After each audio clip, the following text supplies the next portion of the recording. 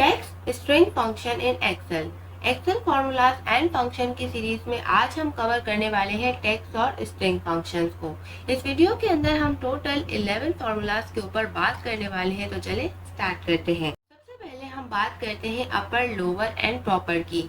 Word के अंदर आप देखें तो अक्सर ऐसा होता है कि जब टेक्स्ट को आपने अपर केस में करना हो या लोअर या प्रॉपर में या सेंटेंस केस में, तो आपको होम टैब के अंदर ही ऑप्शन मिल जाता है। लेकिन अगर हम एक्सेल के अंदर होम टैब की बात करें तो यहाँ पर ऐसा कोई ऑप्शन नहीं है जो आपके टेक्स्ट को अपर, लोअर, प्रॉपर में कन्वर्ट कर सके। तो एक्सेल ने इसके लिए यहाँ पर फॉर्मूला दिया है जिसको आप यूज करके अपने टेक्स्ट को अपर, लोअर और प्रॉपर में कर सकते हैं। तो सबसे पहले आप बात करते हैं डेटा सेट की। तो यहाँ पर देखिए मैंने कुछ नेम जो है वो कैपिटल में लिखे हैं, कुछ जो है मैंने उनका फर्स्ट लेटर जो है स्मॉल लिखा हुआ है। तो सबसे पहले अगर हम अपर का यूज करते हैं तो यहाँ पर हमारा जितना भी टेक्स्ट है वो तमाम का तमाम टेक्स्ट जो है वो अपर केस में हो जाएगा, यानी कैपिटल में आ जाएंगे सारे वर्ड्स। तो ये देखें हमारा जो तूबा फारूकी नेम था वो तमाम अपर के फॉर्मूला से जो है हमारे पास कैपिटल में वर्ड्स आ गए। अब या तो आप इसको ड्रैग कर सकते हैं या सिंपली आपके पास ये जब ऑप्शन आ जाए डॉट का, आप क्लिक करेंगे तो आपके लिए पूरी इंटायर रो के लिए ये फॉर्मूला अप्लाई हो जाएगा। नेक्स्ट अगर हम बात करते हैं लोअर की, तो लोअर क्या करेगा, जितने भी आपके टेक्स्ट मौजूद है आपके डेटा के अंदर उन तमाम को स्मॉल लेटर्स में कन्वर्ट कर देगा, यानी कि आपके पास लोअर केस में आ जाएगा। तो हम इसको सिलेक्ट करते हैं और ब्रैकेट क्लोज करते हैं, एंटर प्रेस करते हैं। कुछ टेक्स्ट ऑलरेडी जो मेरे पास यहाँ पर स्मॉल लेटर में था, यहाँ पर ऑलरेडी लोअर केस में था, वैसा ही है। लेकिन अगर हम यहाँ पर ड्रैग करते हैं इसको, तो यहाँ पर आप देख सकते हैं कि जो लेटर जिनके यहाँ पर बिस्मा का बी और इस्माइल का आई हमारे पास यहाँ पर जो कैपिटल में था वो यहाँ पर भी स्मॉल में आ गया। जाहिद हारिस का यहाँ पर आप देख सकते हैं कि जेड और एच जो हमारे पास स्मॉल हो गया।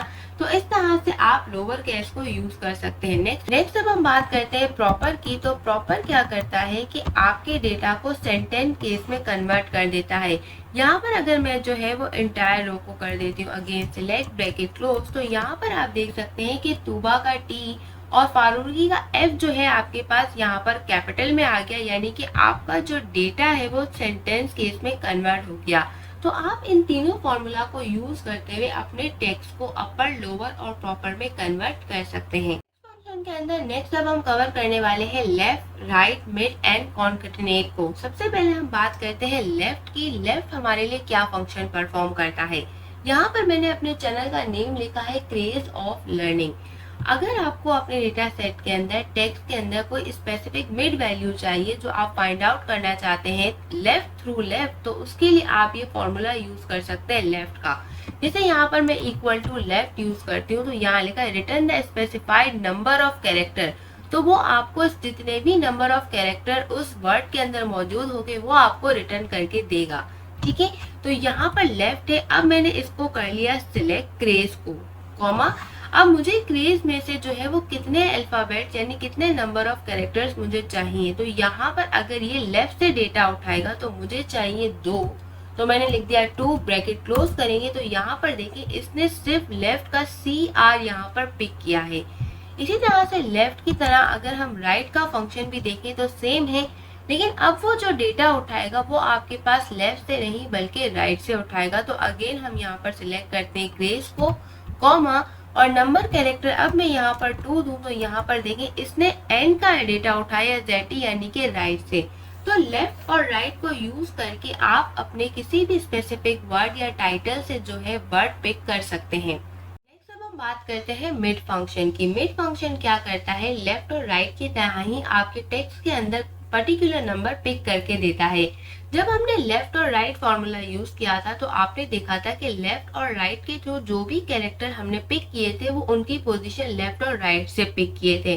अगर हम फॉर्मूला मिड यूज करते हैं तो इसका मतलब जो भी नंबर ऑफ कैरेक्टर पिक होंगे, जैसे कि अगर हम बात करते हैं लर्निंग, तो बिटवीन यहाँ पर L और G के बिटवीन में होंगे। आप L से भी ले सकते हैं, G से भी ले सकते हैं, लेकिन स्टार्ट आपने कहाँ से करना है ये डिपेंड करता है। अब यहाँ पर मैं लिखती हूँ equal to mid, tab press किया। अब सबसे पहले पूछ रहा है टेक्स्ट, तो हमने यहाँ पर कर लिया इस टेक्स्ट को सिलेक्ट, कॉमा। आपको स्टार्ट कहाँ से करना है, L से करना है, EARNING आपने स्टार्ट से भी कर सकते हैं और टूवर्ड्स मिड जा सकते हैं। अब यहाँ पर मैं जो है मिड से जाना चाहती हूँ ई, तो यहाँ पर ई तक कितने कैरेक्टर है 1 2, यानी कि 2 से स्टार्ट करना है कॉमा, देन कितने नंबर ऑफ कैरेक्टर चाहिए, मैंने कहा 3, तो यहाँ पर ब्रैकेट क्लोज, एंटर प्रेस करेंगे तो देखें इसने मिड से कैरेक्टर उठाए ई ए आर। नेक्स्ट अब हम कवर करते हैं कॉनकैटिनेट को। कॉनकैटिनेट क्या करता है कि आपके टेक्स्ट को जो है वो कंबाइन करता है। जैसे कि अगर मैं यहाँ पर बात करती हूँ कॉनकैटिनेट क्रेज ऑफ लर्निंग, ये तीनों ही जो है डिफरेंट कॉलम के अंदर है और मुझे इन्हें एक साथ कंबाइन करना है, तो इसके लिए मैं यूज करती हूँ कॉनकैटिनेट। तो यहाँ पर मैं क्रेज को सिलेक्ट करती हूँ कॉमा, उसके बाद ऑफ कॉमा, देन उसके बाद मैं सिलेक्ट करती हूँ लर्निंग को, ब्रैकेट क्लोज, एंटर प्रेस करेंगे तो यहाँ पर आप देख सकते हैं कि क्रेज ऑफ लर्निंग जो है यहाँ पर कॉनकैटिनेट होकर आ गया। लेकिन इस तरह से करने से एक छोटी सी प्रॉब्लम है, जो कि आप यहाँ पर देख सकते हैं कि लिखा हुआ है क्रेज ऑफ, यानी कि क्रेज और ऑफ जो है वो साथ कंबाइन हो गए हैं।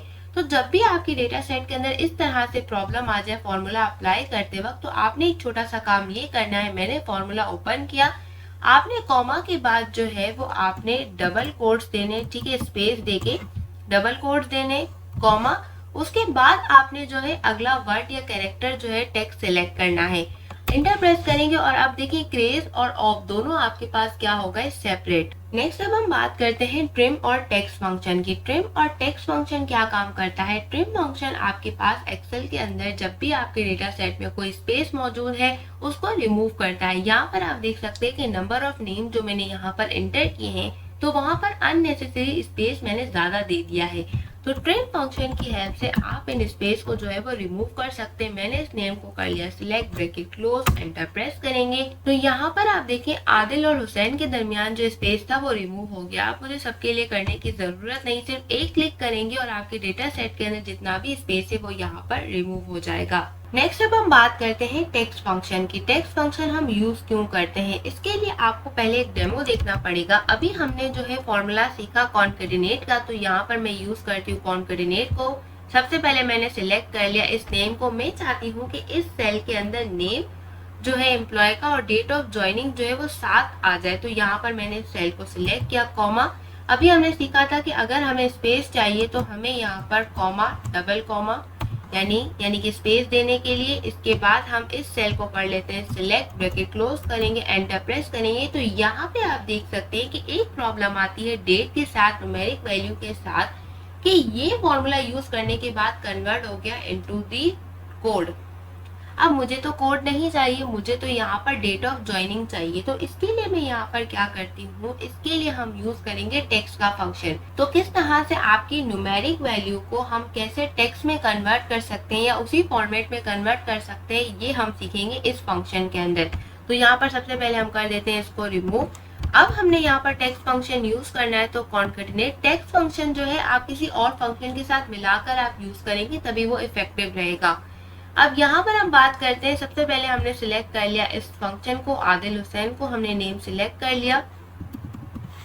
तो सबसे पहले हमने सिलेक्ट कर लिया नेम को कॉमा, देन उसके बाद हम यहाँ पर डबल कोट्स दे देंगे, स्पेस डबल कोट्स कॉमा, ताकि हमारे पास जो है टेक्स्ट के दरमियान स्पेस है। अब हमने यहाँ पर डायरेक्ट इस सेल को सिलेक्ट नहीं करना, हम फंक्शन देंगे टेक्स्ट। तो यहाँ पर हमने दे दिया टेक्स्ट। अब किस वैल्यू को आपने फॉर्मेट पे करना है, तो हमने यहाँ पर डेट ऑफ ज्वाइनिंग लिख लिया कॉमा।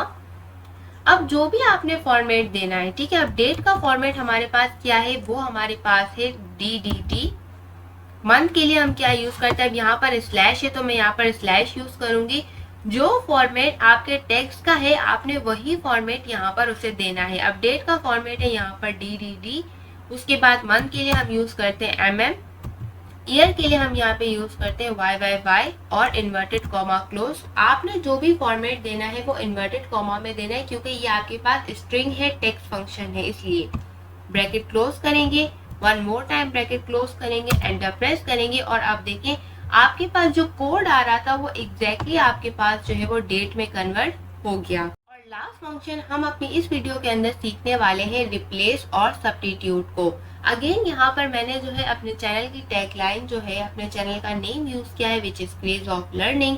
अब यहाँ पर रिप्लेस नाम से ही आपको पता चल रहा है कि नंबर ऑफ कैरेक्टर किसी भी वर्ड के अंदर, किसी भी टेक्स्ट के अंदर अगर आप रिप्लेस करना चाहते हैं, चेंज करना चाहते हैं, तो उसके लिए आप इस फंक्शन को यूज कर सकते हैं। तो यहाँ पर मैं लिखती हूँ रिप्लेस, टैब प्रेस करेंगे। सबसे पहले ये पूछ रहा है ओल्ड टेक्स्ट, तो मैंने कहा कि ये जो ओल्ड टेक्स्ट है लर्निंग, मैंने इसको कर लिया सिलेक्ट, कॉमा।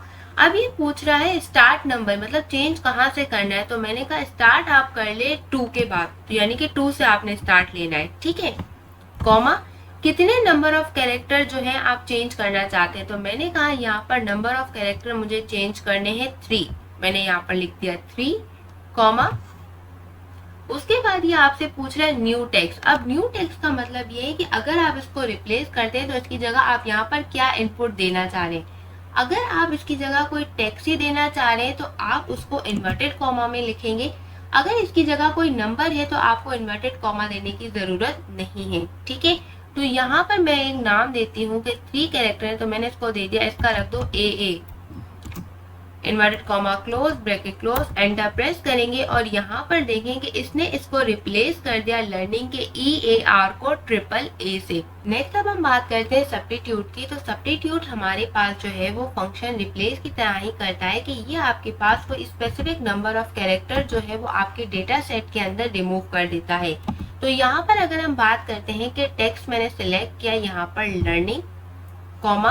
अब मुझे ओल्ड टेक्स्ट कौन सा रिमूव करना है, तो जैसे कि यहाँ पर लर्निंग के R को मुझे रिमूव करना है, तो यहाँ पर मैं इन्वर्टेड कॉमा में लिख देती हूँ R, कॉमा।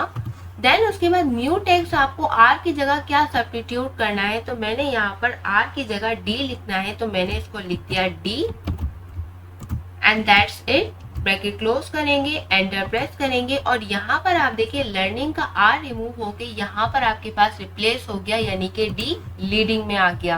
तो होपफुली आपको आज की वीडियो अच्छी लगी होगी और आपने इससे कुछ लर्न किया होगा। अगर आपका कोई भी क्वेश्चन है तो आप कमेंट बॉक्स में मेंशन कर सकते हैं या मुझे ईमेल कर सकते हैं। टिल नेक्स्ट वीडियो में मिलते हैं। अल्लाह हाफिज।